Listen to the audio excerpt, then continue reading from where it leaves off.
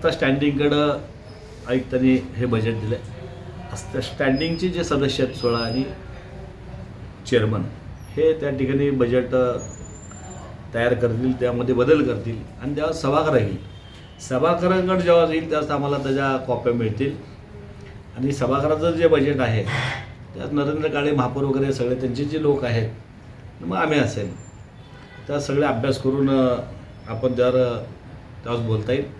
आजचा जो विषय आहे तो परिवहनचे काल जे 32 कोटी भरलेले आहेत त्या संबंधित सोलापूर शहरामधले जे टॅक्स आहेत, जे कर आहे त्या रूपातनं जे पैसे सगळे आलेले होते ते काल 32 कोटी ह्या ठिकाणी महानगरपालिकेच्या आयुक्ताने काल भरलेले आहेत.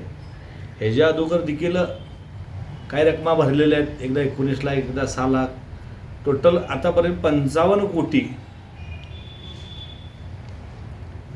टोटल 55 कोटी हे शहरातल्या टॅक्स रुपये जे लोकांनी दिलेत आतापर्यंत ते पैसे गेलेले आहेत.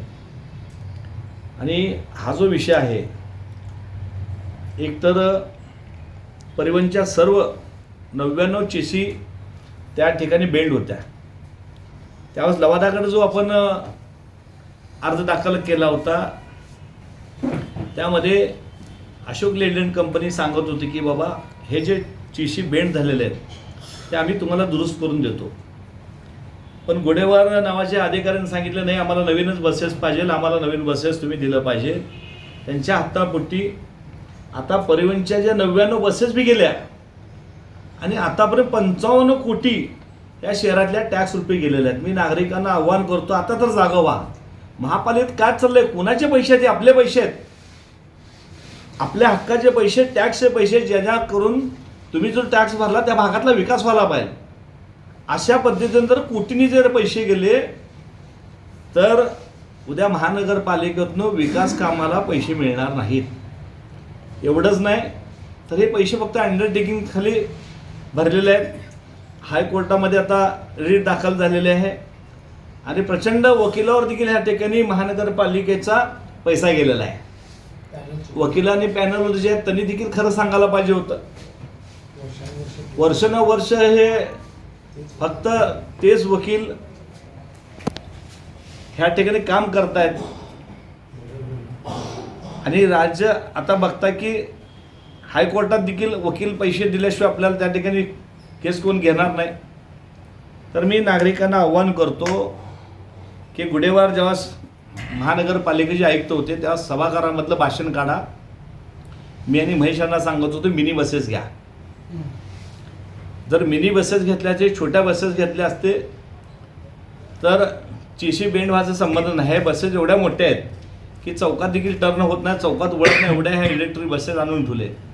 हे जे पाप आहे ते गुडेवरच्या आयुक्त ह्या नावाच्या माणसाने केलेलं आहे. आणि 55 कोटी जे आपल्याला भरावं लागले आहेत, हा ऑर्डर विषय थांबला नाही. हायकोर्टात ही केस चालणार आहे. आणखी किती पैसे जातील आपल्या सोलापूर शहराचे माहीत नाही. पण सर्व नगरसेवक नवीन आहेत, त्यांना देखील आव्हान करतो, ह्या जो पर्यंत विषय आहे 55 कोटी भरलेले आहेत हे आपले टॅक्स रुपये सोलापूर शहराचा विकासाचे पैसे आज आपली तिजोरी रिकामे झाले. त्यामुळे आपल्याला सगळ्याला आव्हान आहे की ह्या केसमध्ये आपण सगळे लक्ष घालावं. आता फार वेळ गेलेला आहे. तर 21 कोटीवर हा विषय संपला असता. त्यास हे 21 कोटी भरलेले नाहीत. 21 कोटी भरायची गरज नव्हती. ते चेसी बेंड 99 जे ते करून देतो म्हणत होते. केवळ हट्टापोटी आम्हाला नवीन बसेस पाहिजे ह्या पोटी आज तेल बी गेलं. त्या बसेस आता लव्हा लोखंडवाले देखील कोण घेणार असे 99 बसेस झाले आणि इकडे 55 कोटी बी गेले. उद्या हायकोर्टात काय निकाल लागेल हे माहीत नाही. त्यामुळं जे गुडेवर होते त्यांच्यावर खऱ्या अर्थाने सोलापूर शहरातल्या सगळ्यांनी एकत्र येऊन गुन्हा दाखल होते का आपण बघायला पाहिजे. का 55 कोटी साधी रक्कम नाही आहे.